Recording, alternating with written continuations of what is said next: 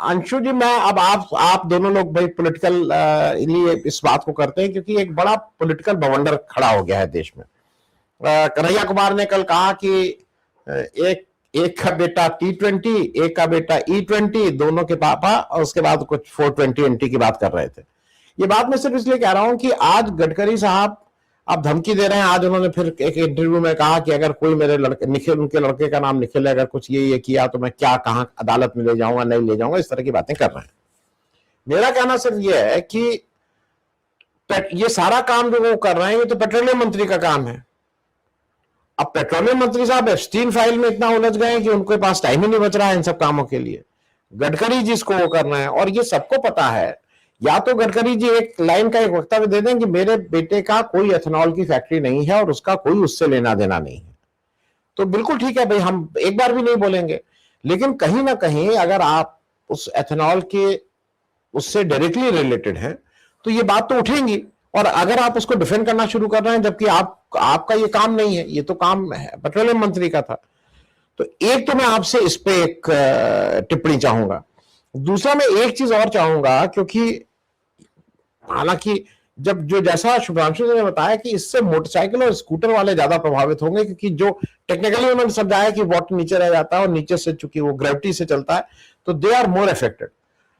तो इस देश का अजीब सी चीज है, अजीब सी चीज यह है कि मार हरदम पड़ती है गरीबी आदमी को, अमीर आदमी को इन सब से वो रहता है।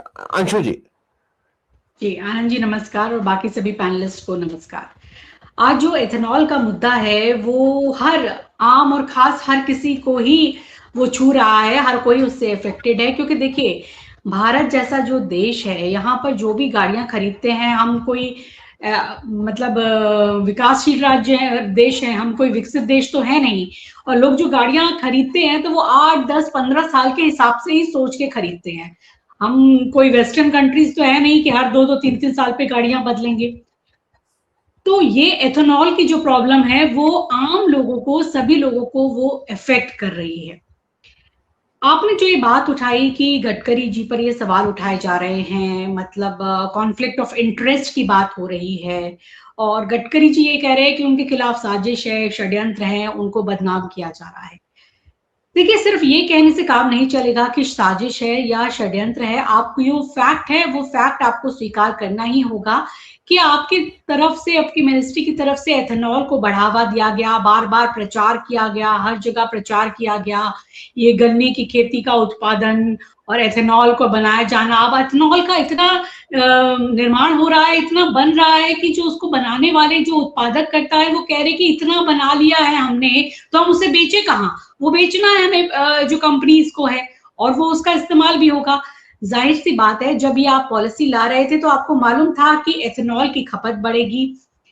और जब आपके दोनों बेटे, एक बेटे ही नहीं, 2 बेटे हैं जो वो इसी बिजनेस में है, एक बेटे हैं वो एग्रो बेस्ड प्रोडक्ट्स के बिजनेस में है, वो भी इससे मिलता जुलता है, और दूसरे एथेनॉल के हैं, तो वो दोनों ही बेटे आपके इस बिजनेस में है। तो साफ तौर पर ये है कि ये कॉन्फ्लिक्ट ऑफ इंटरेस्ट है, इससे आप बिल्कुल भी इनकार नहीं कर सकते। आप चाहे जो मर्जी कहें कि ये हमारा पहले का व्यवसाय है, आपका है, लेकिन जब ये पॉलिसीज बनती है, आप बना रहे हैं और आपका परिवारजन अगर इस बिजनेस को कर रहे हैं, तो या तो कोई आप डिस्क्लेमर देते, या बिल्कुल उससे अलग हो जाते, या अपने बेटों की तरफ से इसको कहा जाता कि जब तक मैं ये मंत्री इस पद में हूं आप लोग ये बिजनेस न करें। शुचिता तो यही कहती है। यही बात आज हमारे देश में नहीं, हमारे देश में तो खैर बहुत तरीके की चीजें हैं जो उनको ढका छिपा जाता है। ये अमेरिका तक में बात हो रही है कॉन्फ्लिक्ट ऑफ इंटरेस्ट की, जहां पर ट्रम्प के परिवार ने जो जिस तरीके से जमीनें खरीदी हैं, एसेट्स खरीदे हैं, और जो चीजें की हैं, उनके परिवार के ऊपर भी ये कॉन्फ्लिक्ट ऑफ इंटरेस्ट के आरोप आ रहे हैं। और वहां जो जिस तरीके से ट्रम्प अपनी कारोबारी नीति को ज्यादा चलाते हैं, वो रोज वॉर में जब वीकेंड पे कहते हैं कि अब वॉर रोक दूंगा, अब शुरू कर दूंगा, ताकि शेयर बाजार उस हिसाब से ऊपर नीचे हो और उनकी कंपनियां कारोबार करें। तो खैर ये वहां की बात नहीं है। हम भारत जैसे गरीब और एक विकसित देश की बात कर रहे हैं, जहां हर आम आदमी इस चीज से परेशान हो रहा है, जूझ रहा है। मतलब कॉन्फ्लिक्ट ऑफ इंटरेस्ट तो है ही, वो आपके ऊपर अगर ये आरोप है उसका आपको सही जवाब देना ही होगा, साजिश कह के काम नहीं चलेगा। एक पॉइंट तो ये। दूसरा पॉइंट ये, जब आप नीति ये लाए, वो नीति लाने में आपने कोई फेज वाइज फेज मैनर या तरीके से तो कुछ चीज होती ही नहीं है हमारे देश में। अगर हम ब्राजील का भी उदाहरण लाकर लाते हैं जहां पर एथेनॉल इतना यूज किया जाता है, सर मेरे से ज्यादा बेहतर जानते होंगे, मैंने जो थोड़ा बहुत पढ़ा है उसके आधार पर कह रही हूँ, तो वहां फेज्ड मैनर में 30-40 साल में वो पूरी तरीके से एथेनॉल पर आए हैं। वहां तो 40% एथेनॉल भी मिक्स हो रहा है और वहां पर ऐसी सुविधाएं भी हैं कि आपके पास ऑप्शन है, आप E10, E5, E20, E25, E40, E30 कोई भी आप ले सकते हैं पेट्रोल, जो कि हमारे यहाँ पर देश में अभी ऐसी सुविधा नहीं दी गई है क्योंकि कहा जा रहा है कि हम उसे अफोर्ड नहीं कर सकते, उसके लिए स्टोरेज की प्रॉब्लम आएगी, अलग अलग फ्यूल को कैसे भेजा जाएगा, उसमें लॉजिस्टिक प्रॉब्लम आएगी, उसमें पैसा ही इतना खर्च हो जाएगा कि वो संभव नहीं है। और जो वहां पर फेज मैनर में हुआ था ब्राजील में कि जो E10 से E20 आने में उनको 10-15 साल लगे थे, हमारे यहाँ 3 साल में आ गया। सही बता रहे हैं सर, हमारे व्हीकल तो उसके लिए तैयार नहीं है। तो ये तभी होगा कि जब हमारे व्हीकल जो हैं वो E20 फ्यूल सपोर्ट करने वाले हों। हमारे देश की बेचारी जनता गरीब है, 8-10 साल तक तो वो मोटरसाइकिल बेचारा आदमी नहीं बदल पाता, उसी को ठीक करा करा के चलता रहता है। अब वो उसमें E20 पेट्रोल अगर डला के उसका इंजन फूक रहा है, इंजन खराब हो रहा है, उसकी माइलेज कम आ रही है, बेचारा वो ऐसे ही संघर्ष कर रहा है। इतना पेट्रोल डीजल के दाम बढ़े हुए हैं, गरीबी से वो मरा जा रहा है, खाने को रोटी नहीं है, अब उसके ऊपर ये दोहरी मार पड़ेगी। तो ये हमारे जैसे देश के लिए आपको एक अलग प्लानिंग करनी थी। ये बात सही है कि आपको वैकल्पिक फ्यूल पे तो आना ही पड़ेगा, वो तो पूरे विश्व को आना ही पड़ेगा, लेकिन हमारे देश का जैसा जो एक विकसित देश है तो आपने ना कोई प्लानिंग है, ऐसे ही इनकी हर चीज में होता है, किसी चीज में कोई प्लानिंग नहीं होती। ईरान में युद्ध हुआ, तेल की व्यवस्था आप क्या करेंगे? No planning. कहीं कोई चीज हो रही है, यूरिया कहां से आएगा? No planning. आपके पास कोई प्लानिंग नहीं है, चौपट। मैं तो भी, मेरे मित्र है उनसे बात हो रही थी बिहार में, जो ये अपने आप को बहुत दिखाते हैं कि हाईवे सड़कों का जाल बिछा दिया।